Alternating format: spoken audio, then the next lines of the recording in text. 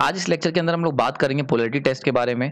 Basically इससे पहले मैं 2 लेक्चर्स ऑलरेडी ले चुका हूँ पोलैरिटी में। उसमें हमने सीखा था कि सिग्निफिकेंस क्या होती है पोलैरिटी की। दूसरे लेक्चर के अंदर हमने ये जाना था कि अगर पोलैरिटी मार्क है किसी ट्रांसफार्मर पे तो उसमें करंट की डायरेक्शन क्या होगी, वोल्टेज की पोलैरिटी क्या होगी, वोल्टेज की डायरेक्शन क्या होगी। ये दोनों चीज़ें हम लोग पुराने लेक्चर में देख चुके थे। ये थर्ड लेक्चर है। इसके अंदर मैं एक इंपॉर्टेंट क्वेश्चन सॉल्व करने की कोशिश करूंगा कि पोलैरिटी कैसे मार्क की जाती है ट्रांसफार्मर पे। तो चलिए शुरू करते हैं।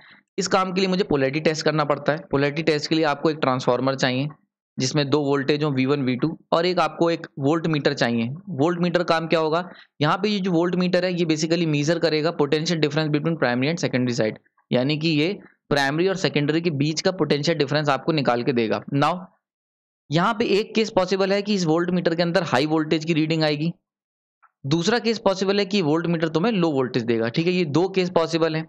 अगर हम बात करते हैं हाई वोल्टेज की, तो हाई वोल्टेज आने का मतलब हो गया कि V1 और V2 दोनों अपोजिट पोलैरिटी के हैं, और अपोजिट पोलैरिटी का मतलब हो गया कि इसके ऊपर जो आप मार्क करोगे डॉट वो इस तरीके से, यानी कि अपोजिट डायरेक्शन में इसमें पोलैरिटी आप मार्क कर दोगे। यानी कि अगर तुम किसी ट्रांसफार्मर पे वोल्ट मीटर लगा रहे हो प्राइमरी सेकेंडरी के बीच में और वहां पे हाई वोल्टेज मिल रहा है, तो आप प्राइमरी पे जो पोलैरिटी मार्क करेंगे डॉट कन्वेंशन, उसके जस्ट अपोजिट डायरेक्शन में डॉट कन्वेंशन सेकेंडरी साइड पे मार्क करेंगे। वहीं पे अगर लो वोल्टेज आता है तो लो वोल्टेज का मतलब है दोनों पोटेंशियल सेम पोलैरिटी पे हैं। अगर सेम पोलैरिटी पे हैं तो इनके ऊपर आप कुछ इस तरीके से मार्क करेंगे, यानी कि प्राइमरी में जिस डायरेक्शन में आप डॉट रखोगे सेम उसी डायरेक्शन में डॉट जो है वो आप सेकेंडरी साइड पे रखोगे। ये तो हो गया पोलैरिटी टेस्ट कैसे करना है। नाउ ऐसा क्यों हो रहा है इसके लिए समझते हैं। इसके लिए भी हम सेम एक मुझे ट्रांसफार्मर जो सेम पुराना पीछे वाला ट्रांसफार्मर है उसी को बना लेते हैं। नाउ अब अगर इस वोल्ट मीटर की बात करें तो ये जो वोल्ट मीटर पोटेंशियल डिफरेंस बता रहा है वो V equal to V1 minus V2 बता रहा है। नाउ अगर हमारा ये जो वोल्टेज है ये लो वोल्ट वैल्यू दिखा रहा है, यानी कि अगर वोल्ट मीटर में वैल्यू कम आ रही है, 0 या कम आ रही है, दोनों के एक्चुअल वैल्यू से काफी कम वैल्यू आ रही है, तो ऐसे केस में ऐसा कब हो सकता है, ऐसा तब हो सकता है जब V1 सब्ट्रैक्ट करे V2 को, V1 सब्ट्रैक्ट करे V2 को, यानी कि जो इक्वेशन लिखी हुई है V1 माइनस V2 के हिसाब से।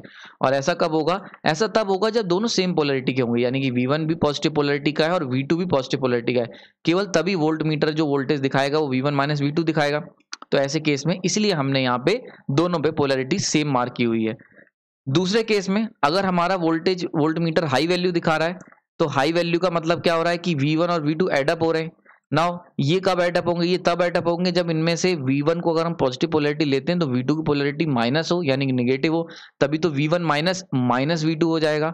नाउ ऐसे केस में हमें क्या मिलेगा, हम क्या समझ गए यहाँ से कि अपोजिट पोलैरिटी के टर्मिनल्स होंगे, केवल तभी दोनों वोल्टेज एडअप हो सकते हैं, और यहाँ पे हमें इस तरीके से हम पोलैरिटी मार्क करेंगे। ठीक है, तो आई होप ये लेक्चर समझ में आ गया होगा। बहुत सिंपल सा छोटा सा लेक्चर मैंने आपके लिए तैयार किया था पोलैरिटी टेस्ट का, यानी कि पहला लेक्चर क्यों जरूरी पड़ा डॉट कन्वेंशन, दूसरा लेक्चर डॉट का मतलब क्या होता है, और तीसरा लेक्चर डॉट कैसे पुट करेंगे किसी ट्रांसफार्मर पे। ठीक है, अगर फिर भी आपके मन में कोई पोलैरिटी टेस्ट रिलेटेड डाउट है या आपको लगता है कि कोई और चीज मिस रह गई इस लेक्चर के अंदर, या फिर आपको कुछ नया सीखने को मिला है, तो कमेंट सेक्शन में जरूर बताएं। लेक्चर पसंद आए तो लाइक कर सकते हैं। अगर आपको इस तरीके के और लेक्चर देखने तो चैनल को सब्सक्राइब कर सकते हैं। आपने अपना कीमती समय दिया उसके लिए धन्यवाद।